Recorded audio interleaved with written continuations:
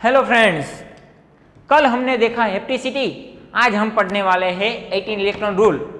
18 electron rule में हेप्टिसिटी की application है, मतलब यूज होगा। 18 इलेक्ट्रॉन रूल किन के लिए अप्लाई किया जाता है, क्यों अप्लाई किया जाता है, लिखिए थोड़े से sentence. For transition metal complex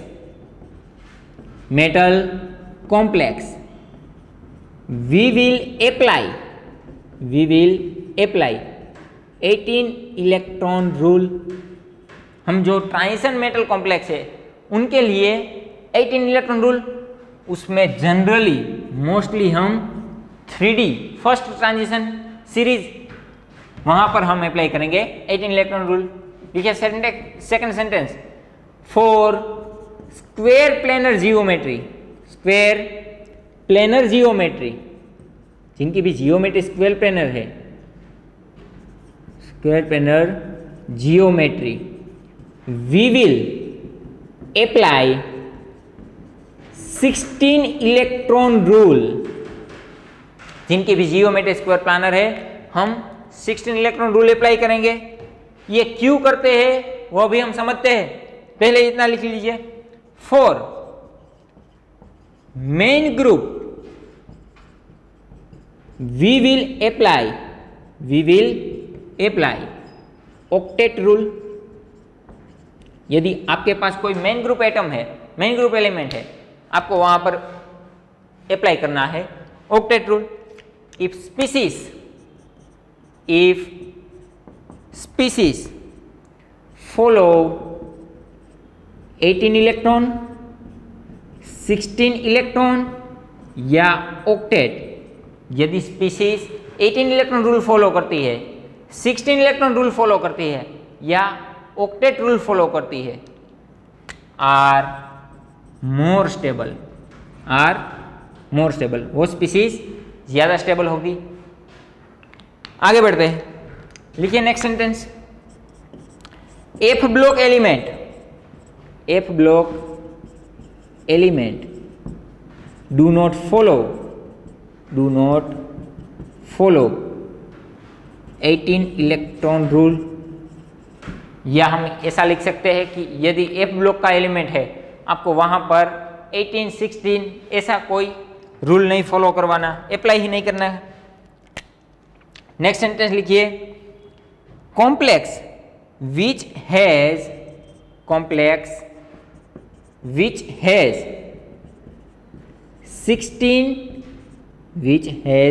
16 electron या 18 इलेक्ट्रॉन, डायामैग्नेटिक इन नेचर। ऐसा क्यों होता है? क्योंकि इनके पास कोई अनपेयर इलेक्ट्रॉन नहीं है।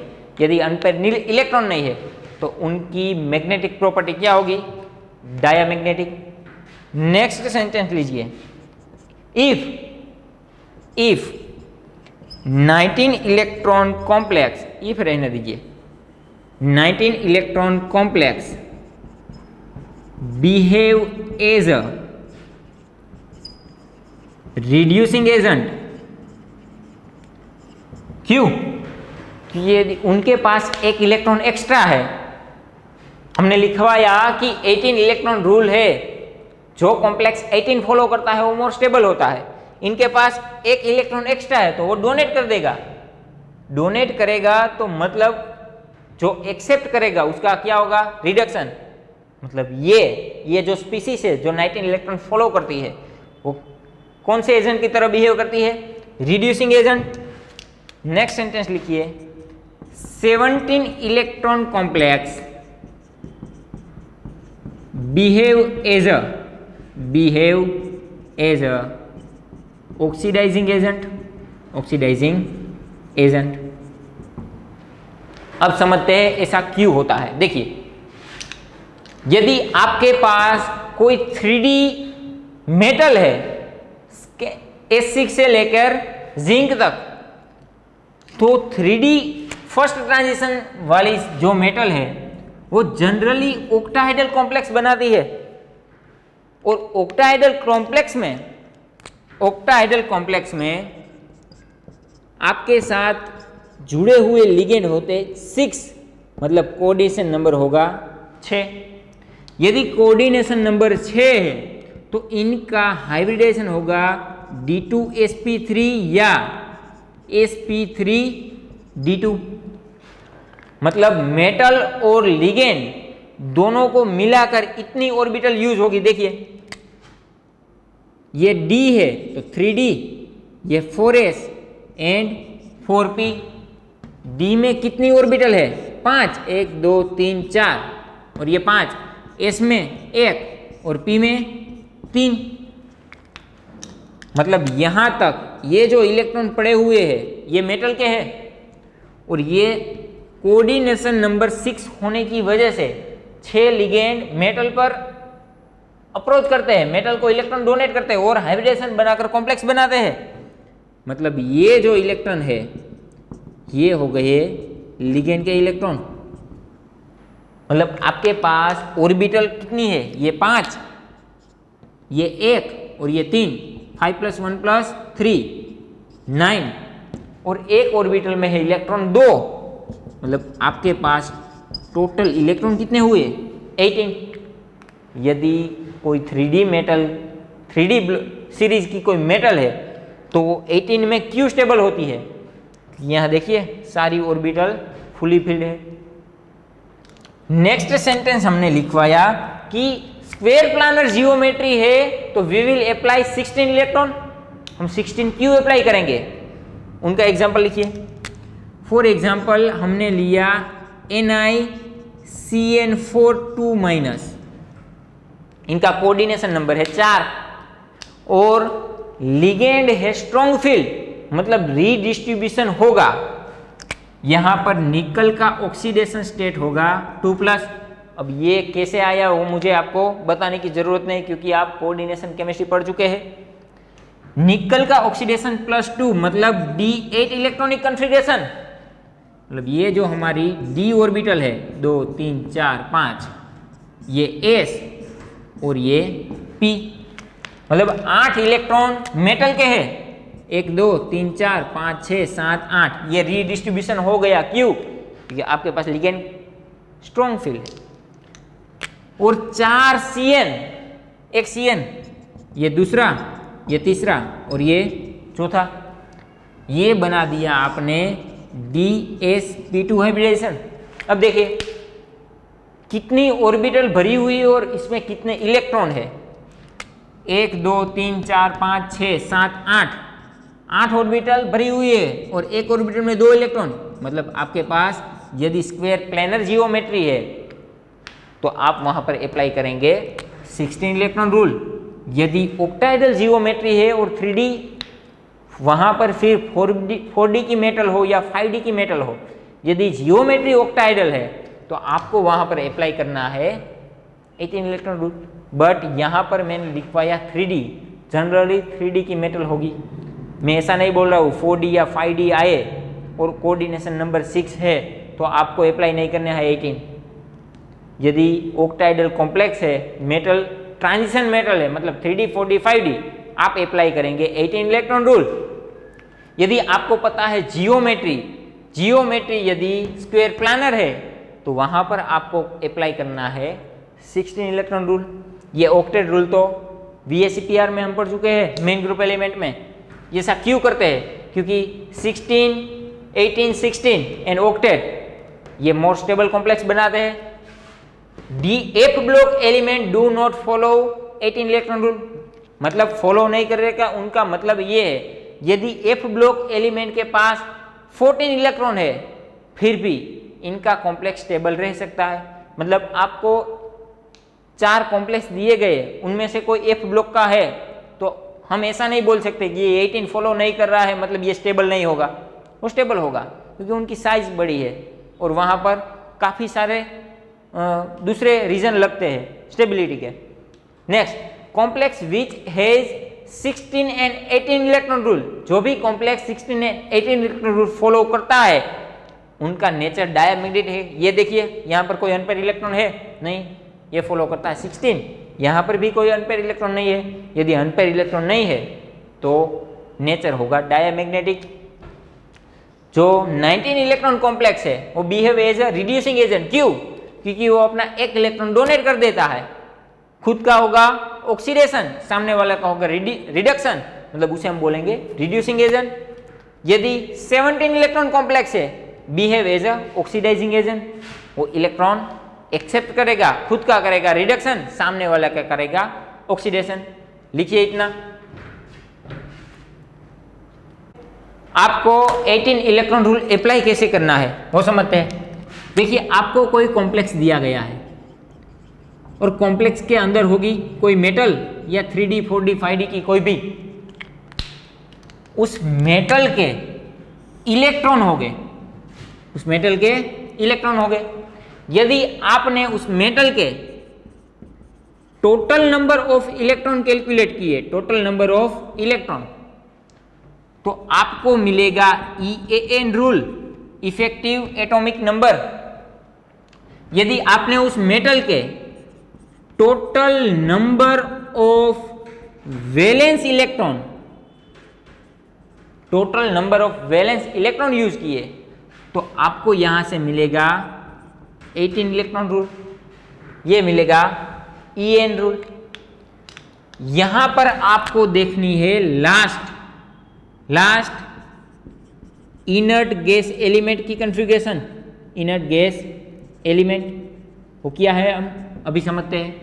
और यहां पर आपको जितने नंबर ऑफ मेटल आयन दिए हैं इनटू आपको n करना है, जो आंसर आएगा वो हम अभी देखते हैं। देखिए, लिखिए एक सेंटेंस, इफ कॉम्प्लेक्स फॉलो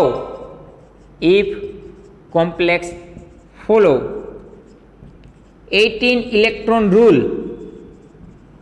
कैसे फॉलो करते हैं देखिए यहां पर, तो आपको चाहिए number of valence shell electron of central atom या सेंट्रल मेटल, लिखिए central metal, into number of metal ion. पहले आप फॉर्मूला लिख लीजिए, फिर इसे अप्लाई कैसे करना है वो देखते हैं। Plus number of total number of electron contribute by ligand. Ligand आपका है वो कितने इलेक्ट्रॉन कंट्रीब्यूट करता है, plus number of metal bond. आपके पास एक मेटल बॉन्ड के अंदर 2 इलेक्ट्रॉन हो गए, मतलब यहां पर मैं लिख देता हूं 2। आपको सिर्फ लिखना है, यदि आपके पास एक मेटल बॉन्ड है 1, उसके इलेक्ट्रॉन हो गए 2, तो 2 × 1 प्लस माइनस चार्ज। यदि कॉम्प्लेक्स पर कोई चार्ज दिया है, वो पॉजिटिव है तो आपको इसमें से एक बात करना है, वो नेगेटिव है तो आपको इसमें ऐड करना है। प्लस यदि कोई आपको इनकैप्सुलेटेड लिगेंड दिया गया है तो उनके इलेक्ट्रॉन ऐड करने हैं, वो हम देखेंगे। इज इक्वल टू होने कितने चाहिए, आपको फॉलो करवाने हैं 18। यदि आपके पास एक मेटल है तो इंटू 1। यदि आपके पास एक से ज्यादा मेटल है, number of metal ion for example n number of metal है, तो आपको यहां पर करना है 18 × n। ये है इनका इक्वेशन। पहले इतना लिख लीजिए। यदि आपको EAN रूल फॉलो करवाना है, EAN rule, EAN effective atomic number, तो आपको यहां पर number of valence shell electron की जगह पर लेने हैं total number of electron plus total number of electron contributed bye ligand plus number of metal bond plus number of plus minus ये चार्ज इज इक्वल टू होना चाहिए कितना, तो होना चाहिए नेक्स्ट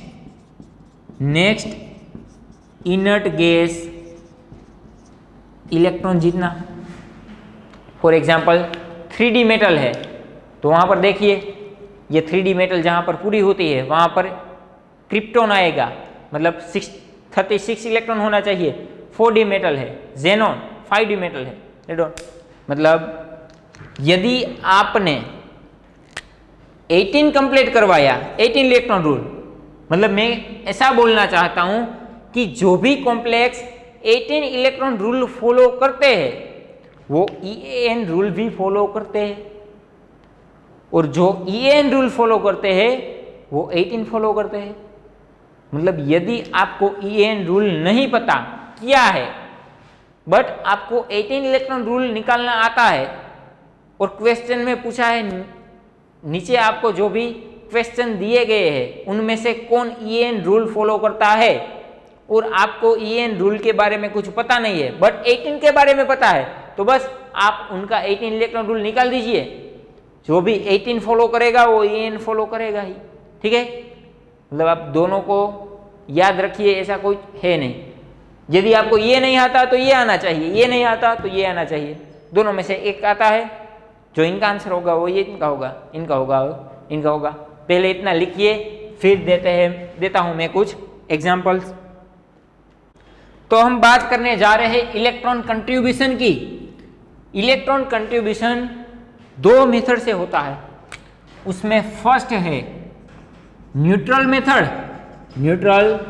मेथड एंड सेकंड है आयोनिक मेथड। हम बात करेंगे न्यूट्रल मेथड की, तो आप यहां पर लिख लीजिए electron contribution by neutral method, electron contribution by neutral method. अब देखते हैं न्यूट्रल मेथड में एक इलेक्ट्रॉन कौन देता है, 2 3 4 5 6 7 8। तो यहां पर लिख लीजिए इलेक्ट्रॉन कंट्रीब्यूशन, और यहां पर लिख लीजिए लिगेंड का लिस्ट, पूरे लिगेंड का लिस्ट। देखिए यहां पर यदि एक इलेक्ट्रॉन कंट्रीब्यूट कौन करता है, फॉर एग्जाम्पल मैंने एग्जाम्पल ले लिया CH4 NH3 H2O। इनके पास कोई लोन पेयर नहीं है, इनके पास एक लोन पेयर है, इनके पास 2 लोन पेयर है। यदि मैं एक हाइड्रोजन का रिप्लेसमेंट करवा देता हूं तो ये हो गया CH3, और यहां पर लगा देता हूं कोई मेटल, तो जो भी CH3 है, जो भी अल्काइल ग्रुप है, वो एक इलेक्ट्रॉन डोनेट करेंगे। यदि यहां पर से मैं एक H हटा देता हूं तो ये बन गया NH2, ये रही मेटल, ये भी एक इलेक्ट्रॉन कंट्रीब्यूट करेगा। ऐसा क्यों? देखिए यहां पर जो CH4 था, CH4, इस कार्बन के 2 इलेक्ट्रॉन, इस कार्बन हाइड्रोजन के बॉन्ड में 2 इलेक्ट्रॉन थे, उसमें से एक इलेक्ट्रॉन हाइड्रोजन का था जो निकल गया। मतलब CH3 के बाद पास बचा क्या, सिर्फ अपना एक इलेक्ट्रॉन, ये इलेक्ट्रॉन दे देगा मेटल को। वैसे ही यदि हाइड्रोजन मेटल के साथ बॉन्डिंग करता है तो उसमें एक इलेक्ट्रॉन हाइड्रोजन का होगा, एक मेटल का होगा। मतलब जिनके पास एक वैलेंसी कम है उन्हें हम बोलेंगे 1 इलेक्ट्रॉन कंट्रीब्यूटेड। फॉर एग्जाम्पल जो हमारा हाइड्रोजन है H minus, CH3 minus, NH3, उनमें से एक H हटा देता हूं तो NH2 माइनस। ऑक्सीजन में से एक H हटा देता हूं H2O में से तो OH माइनस। ये सब एक इलेक्ट्रॉन कंट्रीब्यूट करते हैं।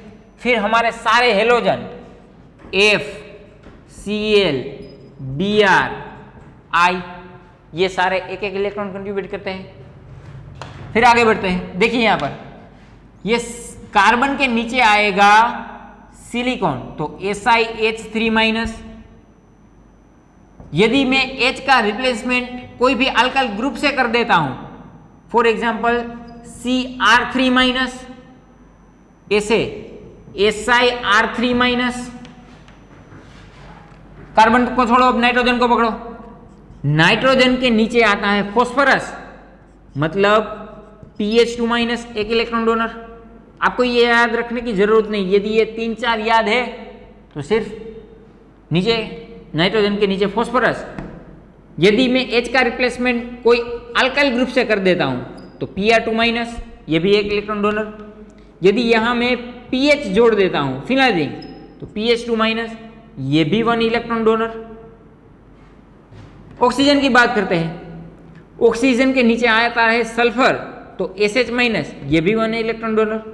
यदि ऑक्सीजन का H का रिप्लेसमेंट में कोई अल्काइल ग्रुप से कर देता हूं OR-, ये भी 1 इलेक्ट्रॉन डोनर। SR-, ये भी 1 इलेक्ट्रॉन डोनर।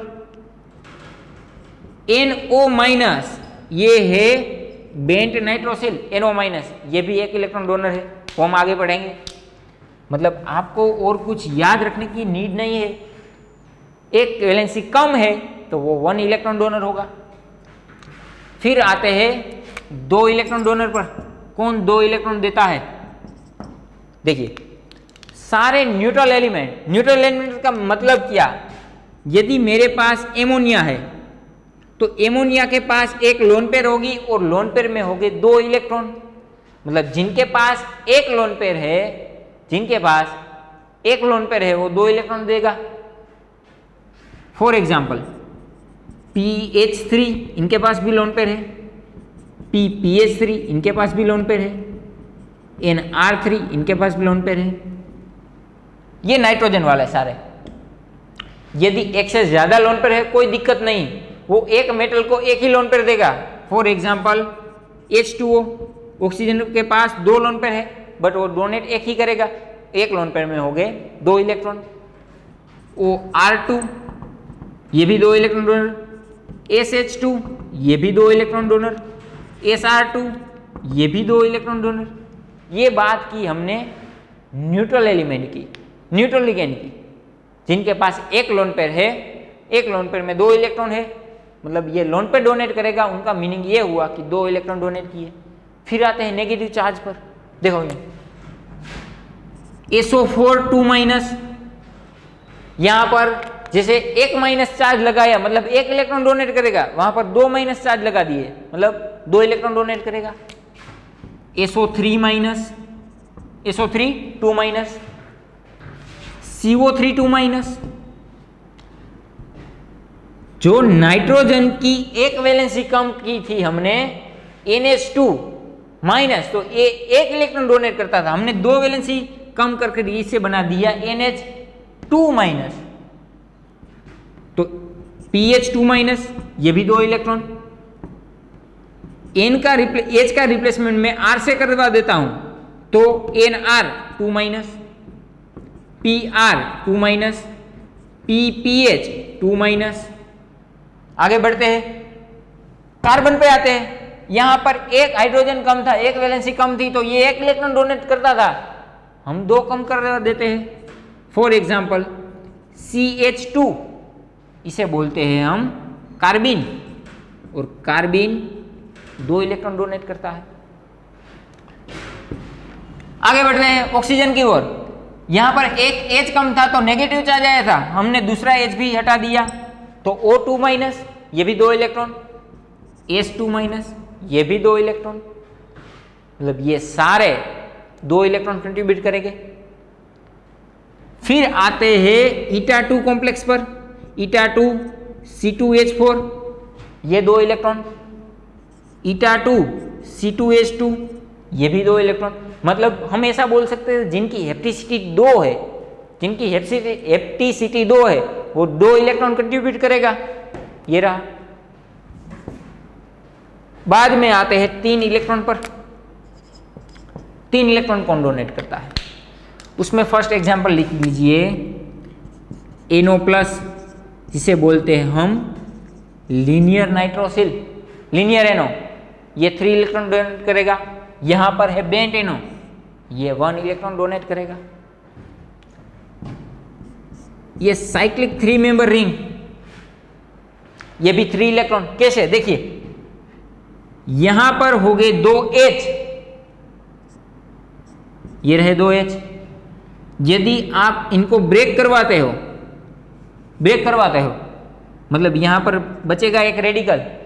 ये एक रेडिकल मतलब एक इलेक्ट्रॉन इसने डोनेट किया, मतलब इन पर आएगा पॉजिटिव चार्ज, और बाद में ये पाई बॉन्ड से डोनेट करता है, मतलब एक इलेक्ट्रॉन पहले डोनेट किया फिर किया पाई बॉन्ड से, मतलब ये 3 इलेक्ट्रॉन डोनर है।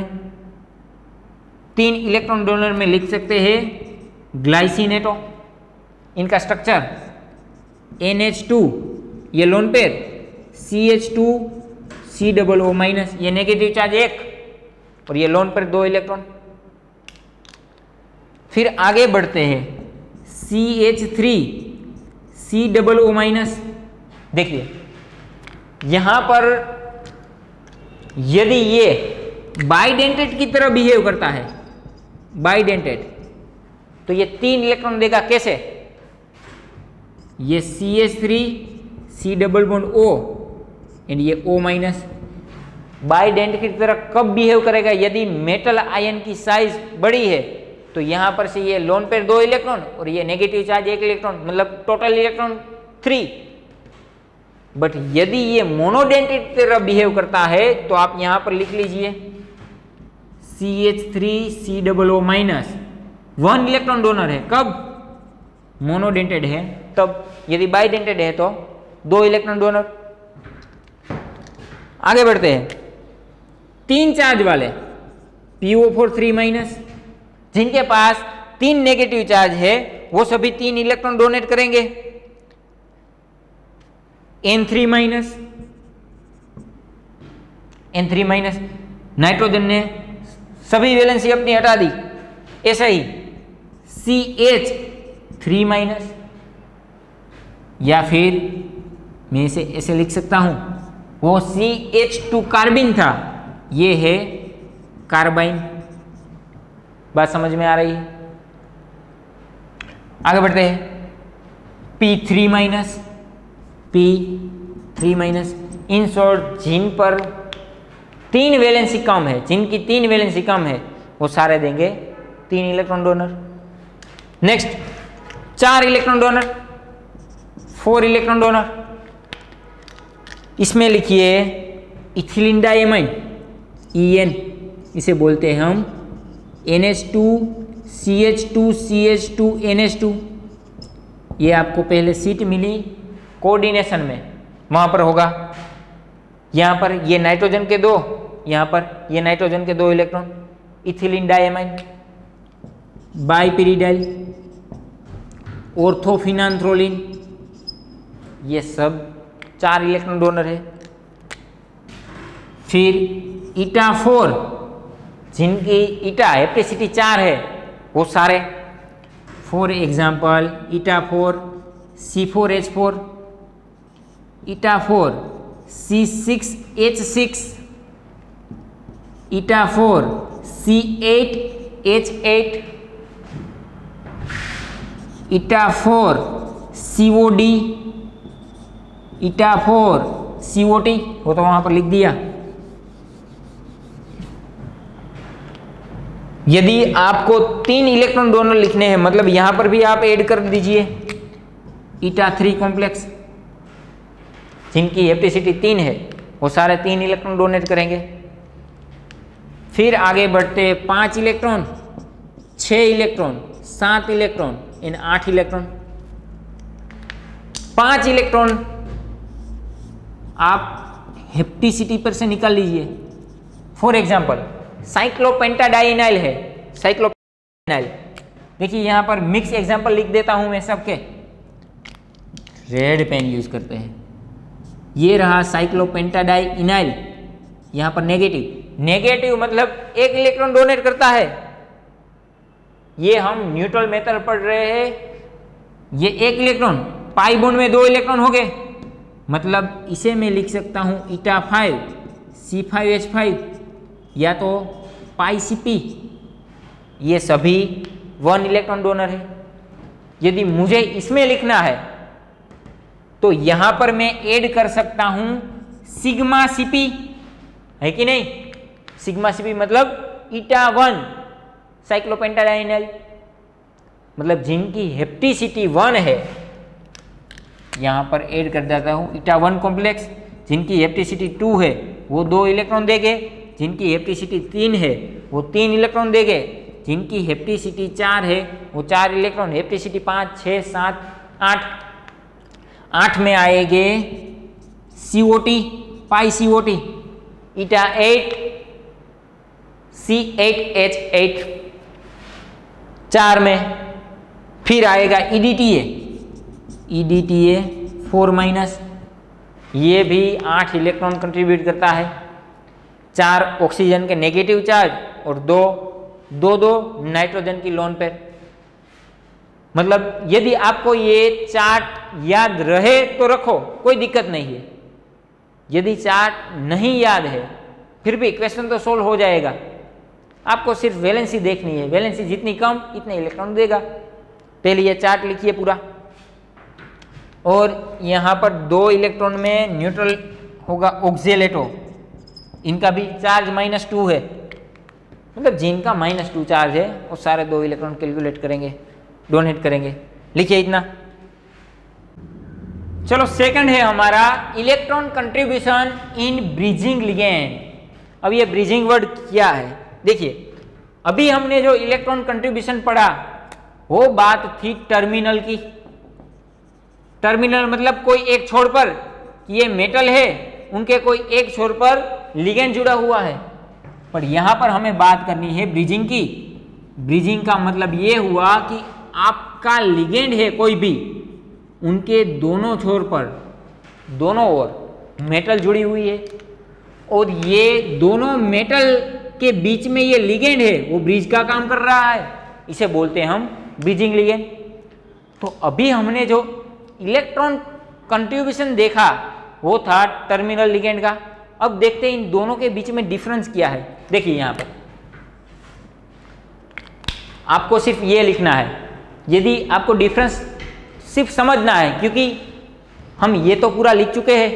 यहां पर देखिए, यदि आपके पास लिगेंड है Cl, अब Cl के वैलेंस में इलेक्ट्रॉन हो गए 7, 1 2 3 4 5 6 और 7।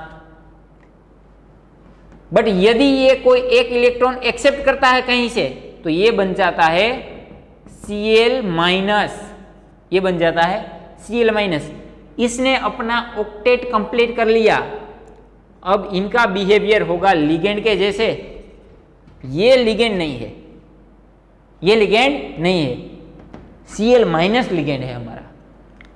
अब देखो ब्रिजिंग में क्या हुआ कि आपका कोई लिगेंड है, उनके पास नंबर ऑफ लोन पेयर कहीं सारी है, लिगेंड है आपका Cl-, ये Cl- के साथ यदि मुझे मेटल अटैच करनी है, मतलब ये नेगेटिव चार्ज मेटल को इलेक्ट्रॉन देगा, और मेटल कितनी जुड़ी हुई है 1, मतलब इसको हमने लिखा था 1 इलेक्ट्रॉन डोनर। इसे हम 1 इलेक्ट्रॉन क्यों कहते हैं, बात समझिए। यहां पर तो आपने लिखवाया कि नेगेटिव चार्ज में 2 इलेक्ट्रॉन होते हैं, हाँ होते हैं भाई, पर समझिए यहां पर थे टोटल 7 इलेक्ट्रॉन। पहले ये 1 इलेक्ट्रॉन लेता है, पहले Cl 1 इलेक्ट्रॉन लेता है और बनाता है Cl-। अब ये जो नेगेटिव चार्ज है उनमें कितने इलेक्ट्रॉन है 2, तो ये 2 इलेक्ट्रॉन मेटल को डोनेट करता है। मतलब टोटल इन्हें इलेक्ट्रॉन कितने डोनेट किए 2 डोनेट किए, और उनके पहले 1 इलेक्ट्रॉन लिया था, मतलब -1 इलेक्ट्रॉन, मतलब टोटल इलेक्ट्रॉन कंट्रीब्यूशन कितना हुआ 1। ये नेगेटिव चार्ज है जो 2 इलेक्ट्रॉन देता है, बट पहले नेगेटिव चार्ज नहीं था, उसने किसी और के पास से इलेक्ट्रॉन लिया, फिर जनरेट किया नेगेटिव चार्ज। और ये इलेक्ट्रॉन क्यों लिया, क्योंकि इनका ऑक्टेट कंप्लीट नहीं है। पहले कोई भी एलिमेंट अपना ऑक्टेट कंप्लीट करता है, फिर वो डोनेट करता है। बात समझ में आई। अब देखते हैं ब्रिजिंग के बारे में। ये Cl एलिमेंट है, इसने 1 इलेक्ट्रॉन लिया, मतलब यहां पर जनरेट हुआ नेगेटिव चार्ज, यहां पर जनरेट हुआ नेगेटिव चार्ज। इनके साथ एक मेटल जोड़ी, मतलब ये दोनों इलेक्ट्रॉन इन्होंने दे दिए मेटल को, नेगेटिव चार्ज में हटा देता हूं, ठीक है। अब मान लो कि दूसरी कोई मेटल जुड़ रही है, क्योंकि अब हम बात कर रहे हैं जो भी लिगैंड है वो ब्रिजिंग की तरह बिहेव करेगा, मतलब अब इनके पास नेगेटिव चार्ज नहीं है, इनके पास देने के लिए है क्या, लोन पेयर। लोन पेयर मतलब 2 इलेक्ट्रॉन। उनका मतलब ये हुआ कि यहां पर इसने 1 इलेक्ट्रॉन डोनेट किया और यहां पर 2 इलेक्ट्रॉन। फिर से एक बार, पहले ये था Cl एलिमेंट, इसने 1 इलेक्ट्रॉन एक्सेप्ट किया, उनकी वजह से यहां पर आया नेगेटिव चार्ज। ये नेगेटिव चार्ज डोनेट करता है मेटल को। नेगेटिव चार्ज मतलब ये देखो, ये मैं इलेक्ट्रॉन यहां पर दे देता हूं, ठीक है। मतलब टोटल नंबर ऑफ इलेक्ट्रॉन कितने डोनेट किए, 2, बट उसने पहले 1 इलेक्ट्रॉन एक्सेप्ट किया था, मतलब -1 electron is equal to overall हुआ कितना इलेक्ट्रॉन, 1। इसी वजह से हम नेगेटिव चार्ज को गिनते हैं 1 इलेक्ट्रॉन, क्योंकि नेगेटिव चार्ज पहले इलेक्ट्रॉन लिया होगा तो आया होगा, और यहां पर लोन पे डोनेट कर रहा है मेटल को, मतलब ये 2 इलेक्ट्रॉन। बात समझ में आ रही है। इन शॉर्ट आपको सिर्फ इतना याद रखना है कि आप कोई भी लिगेंड के पास एक नेगेटिव चार्ज है तो वो 1 इलेक्ट्रॉन कंट्रीब्यूट करता है। आपको दूसरा कुछ याद रखने की जरूरत नहीं। यदि लिगेंड के पास कोई भी नेगेटिव चार्ज है तो ब्रिजिंग पोजीशन में वो 1 इलेक्ट्रॉन कंट्रीब्यूट करता है। और एक बार बता दूं, हम न्यूट्रल मेथड की बात करते हैं। यदि आयोनिक मेथड की बात की तो नेगेटिव चार्ज 2 इलेक्ट्रॉन कंट्रीब्यूट करेगा, वो हम आगे एग्जाम्पल में देखेंगे। बट फिर से एक बार, न्यूट्रल मेथड में नेगेटिव चार्ज 1 इलेक्ट्रॉन कंट्रीब्यूट करता है। देखिए यहां पर इसे हम बोलते हैं μCl। ये म्यू क्या है, ये ब्रिजिंग का साइन है। यदि कहीं पर μ2 दिखाई दे तो ये एक ही है, इसे आप μCl लिखिए या μ2Cl लिखिए, इसमें कोई फर्क नहीं है। यदि आपकी लिगेंड के साथ 3 मेटल जुड़े हुए हैं तो आप इसे लिख सकते हैं μ3Cl। यदि आपके लिगेंड के साथ 4 मेटल जुड़े हुए हैं तो आपको लिखना है यहां पर μ4Cl, ठीक है इतना। तो आप ब्रिजिंग लिगेंड में फर्स्ट पॉइंट लिख लीजिए ब्रिजिंग में कि first octet complete, first sentence लिख लीजिए। स्टेप 1, ये स्टेप वाइज होगा। देखिए स्टेप 1 क्या करवाना है आपको, ऑक्टेट कंप्लीट करवाना है। ऑक्टेट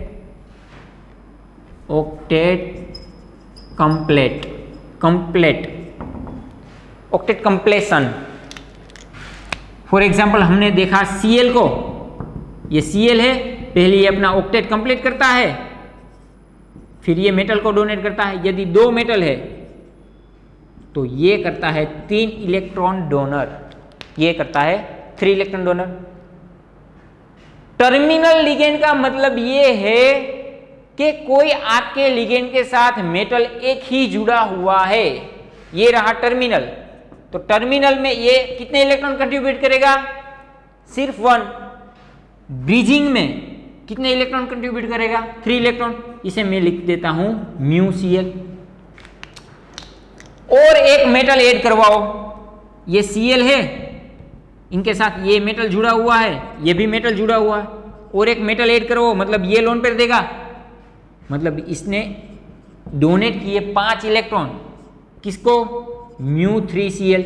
यदि आपके लिगेंड के साथ 3 मेटल जुड़े हुए हैं तो ये कंट्रीब्यूट करेगा 5 इलेक्ट्रॉन। यदि आपकी लिगेंड के साथ 4 मेटल जुड़े हुए हैं तो ये कंट्रीब्यूट करेगा 7 इलेक्ट्रॉन। 8 नहीं करना है, क्योंकि इसमें से कोई एक इलेक्ट्रॉन देगा, ये लोन पेयर से दे रहा है, मतलब 2, ये 2 और ये 2। इसे लिखते हैं हम μ4Cl। सेकंड एग्जांपल देखते हैं। जो हमारा फॉस्फोरस है उसके साथ जोड़ देते हैं हम 2H। फॉस्फोरस के वैलेंस सेल में हो गए 5 इलेक्ट्रॉन, 2, 3, 4 एंड 5। देखिए उनके साथ जुड़े हुए हैं 2 हाइड्रोजन, मतलब ये एक हाइड्रोजन, ये दूसरा हाइड्रोजन। अब पहले इनको अपना ऑक्टेट कंप्लीट करना है, फिर इनको डोनेशन करना है। देखिए यहां पर ऑक्टेट कंप्लीट करने के लिए एक ये रहा हाइड्रोजन का इलेक्ट्रॉन, एक ये रहा हाइड्रोजन का इलेक्ट्रॉन, मतलब इनके पास टोटल इलेक्ट्रॉन कितने हैं? 1, 2, 3, 4, 5, 6, 7। मतलब यदि कोई मेटल इनके साथ बॉन्ड बनाती है तो ये रहे 8 इलेक्ट्रॉन। इसे बोलते हैं हम टर्मिनल पोजीशन, क्योंकि क्यों यहां पर जुड़ा हुआ कितना है? एक मेटल, मतलब हमने टर्मिनल में PH2- को लिखवाया है 1 इलेक्ट्रॉन डोनर। अब बात करते हैं ब्रिजिंग की। देखो यहां पर ऑक्टेट कंप्लीट हो गया, फॉस्फोरस के आसपास 8 इलेक्ट्रॉन आ गए। अब यदि आपको दूसरी कोई मेटल अटैच करवानी है तो ये अपने 2 इलेक्ट्रॉन मतलब लोन पेयर डोनेट कर देगा। मतलब ब्रिजिंग पोजीशन पर, ब्रिज पोजीशन पर ये करेगा 3 इलेक्ट्रॉन डोनर, और टर्मिनल पोजीशन पर, टर्मिनल मतलब एक ही मेटल जुड़ी हुई है लिगेंड के साथ, 1 इलेक्ट्रॉन डोनर। यदि आपको PH2 के साथ 10 मेटल जोड़नी है, कितनी? 10 मेटल जोड़ दीजिए। आप 10 नहीं, कितनी भी मेटल जोड़ दीजिए, इनके पास जितने इलेक्ट्रॉन हो गए उतने ही कंट्रीब्यूट करेगा। फॉर एग्जाम्पल हम लेते हैं हाइड्रोजन। हाइड्रोजन के पास इलेक्ट्रॉन कितने हो गए? 1 इलेक्ट्रॉन होगा। मतलब आप इनके साथ 3 मेटल जोड़ दीजिए, μ3H बना दीजिए, ये इलेक्ट्रॉन कितना कंट्रीब्यूट करेगा? ओनली 1। क्यों? क्योंकि हाइड्रोजन के पास इलेक्ट्रॉन ही सिर्फ 1 है। इनका मतलब ये हुआ, देखिए ये मेटल, ये है हाइड्रोजन। मैं यहां पर ऐसे बॉन्ड बना रहा हूं, मतलब कंप्लीट बॉन्डिंग नहीं है। इसे बोलते हैं हम μH। म्यू क्या है? ब्रिजिंग की साइन है कि 2 मेटल के बीच में एक लिगेंड है, वो लिगेंड कौन सा है? हाइड्रोजन। ये कितने इलेक्ट्रॉन कंट्रीब्यूट करेगा? तो यहां पर आपको 3 नहीं लिखने हैं। मैंने देखो जहां पर भी μCl लिखा है तो 3 इलेक्ट्रॉन, यहां पर मैं लिख देता हूं म्यू, 2 मेटल है, μPH2 मतलब ब्रिज मतलब 3 इलेक्ट्रॉन।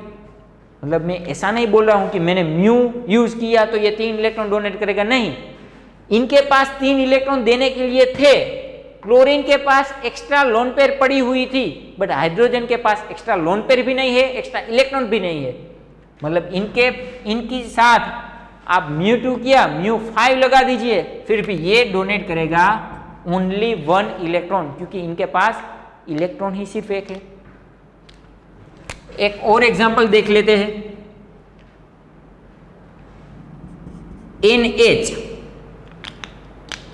NH की जगह पर ले लेते हैं PH, है तो एक ही सीरीज का PH।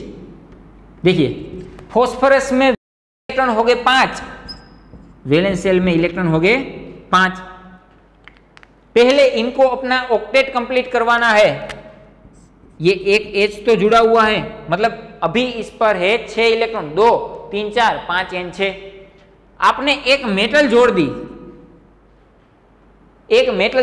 उनका मतलब ये हुआ कि टर्मिनल पोजीशन है। एक मेटल है तो टर्मिनल, एक मेटल अटैच कर दी, फिर कर दी दूसरी मेटल अटैच। ये मेटल का एक इलेक्ट्रॉन, ये मेटल का एक इलेक्ट्रॉन, ये फॉस्फोरस का इलेक्ट्रॉन, ये फॉस्फोरस का इलेक्ट्रॉन। देखिए ऑक्टेट कंप्लीट हुआ। यहां पर ये 2, 4, 6, 8, मतलब ऑक्टेट कंप्लीट हो गया। जब तक ऑक्टेट कंप्लीट नहीं होता ये अपनी लोन पे डोनेट नहीं करेगा। ध्यान से सुनिएगा, फर्स्ट पॉइंट मैंने ये इसलिए ही यहां पर लिखवाया कि फर्स्ट स्टेप क्या है? ऑक्टेट कंप्लीशन कर दीजिए। यहां पर ऑक्टेट कंप्लीशन पहले कोई भी एटम, जो भी एटम है, पहले अपना ऑक्टेट कंप्लीट करेगा। मतलब इनके पास अब देखो 8 इलेक्ट्रॉन आ गए, मतलब आपने म्यू पीएच लिखा। म्यू पीएच का मतलब कि पीएच के साथ 2 मेटल जोड़ दिए, पीएच के साथ आपने 2 मेटल जोड़ दिए, तो ये इलेक्ट्रॉन कंट्रीब्यूट करेगा ओनली 2। यदि आप इनके साथ तीसरी मेटल जोड़ते हैं, तीसरी मेटल मतलब मेटल कहां पर जुड़ेगी, यहां पर, ये रही एम, ये 2 इलेक्ट्रॉन और 2, तो फिर ये इलेक्ट्रॉन कंट्रीब्यूट करेगा 4 इलेक्ट्रॉन। बात समझ में आ रही है? पहले ऑक्टेट कंप्लीट करो, फिर लोन पेयर अपनी यूज करो। पहले ऑक्टेट कंप्लीट करो, फिर अपनी लोन पेयर यूज करो। देखो इस मेटल को फास्फोरस ने कितने इलेक्ट्रॉन दिए? 1 इलेक्ट्रॉन। इस मेटल को फास्फोरस ने कितने इलेक्ट्रॉन दिए? 1 इलेक्ट्रॉन। तीसरी मेटल को 2 इलेक्ट्रॉन दिए। क्यों? क्योंकि अब इनका ऑक्टेट कंप्लीट था, फिर वो लोन पेयर यूज करेगा। ये था फर्स्ट स्टेप। सेकंड स्टेप लिखिए। ये बात समझ में आ रही है? टर्मिनल एंड ब्रिजिंग दोनों के लिए रूल अलग है। टर्मिनल मतलब मेटल के साथ सिर्फ एक लिगेंड जुड़ा हुआ है, और ब्रिजिंग का मतलब मेटल के साथ एक से ज्यादा लिगेंड जुड़े हुए, लिगेंड के साथ एक से ज्यादा मेटल जुड़े हुए हैं, इसे हम बोलते हैं bridging ligand. Okay, second step हमारा क्या है? सेकंड स्टेप लिखिए।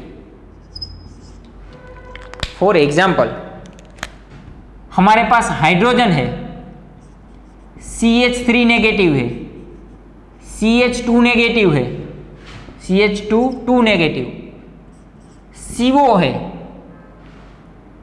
CS है। ये सभी अपने पास जितने इलेक्ट्रॉन है उतने ही मेटल को डोनेट करेंगे। मैं क्या कहना चाहता हूं वो आप समझिए। हाइड्रोजन के पास कितने इलेक्ट्रॉन है? 1 इलेक्ट्रॉन। CH3 के पास कितने इलेक्ट्रॉन है बचे हुए? 1 इलेक्ट्रॉन। मतलब यदि आपने CH3 लिगेंड के साथ 3 मेटल जोड़ दी, फिर भी ये 1 इलेक्ट्रॉन ही कंट्रीब्यूट करेगा। इनके पास 2 इलेक्ट्रॉन है, मतलब ये 2 इलेक्ट्रॉन कंट्रीब्यूट करेगा। CO का मैं स्ट्रक्चर बना देता हूं यहां पर, कार्बन मोनोऑक्साइड, ये पॉजिटिव, ये नेगेटिव, और ये रहा लोन पेयर। मतलब यहां देखिए, ये पॉजिटिव नेगेटिव क्या हो गया? न्यूट्रल। और जब भी CO कोई मेटल के साथ बॉन्ड बनाएगा तो ये लोन पेयर से बनाएगा। ठीक है?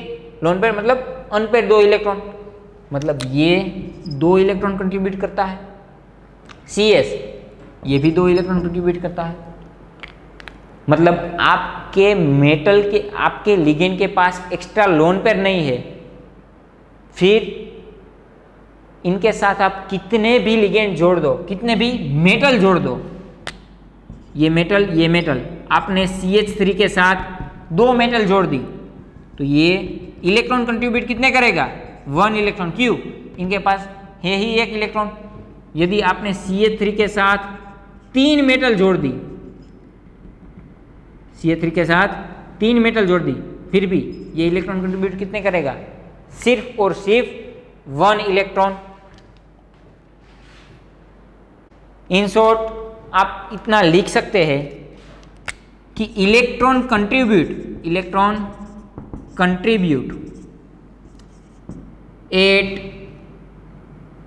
Contribute same at terminal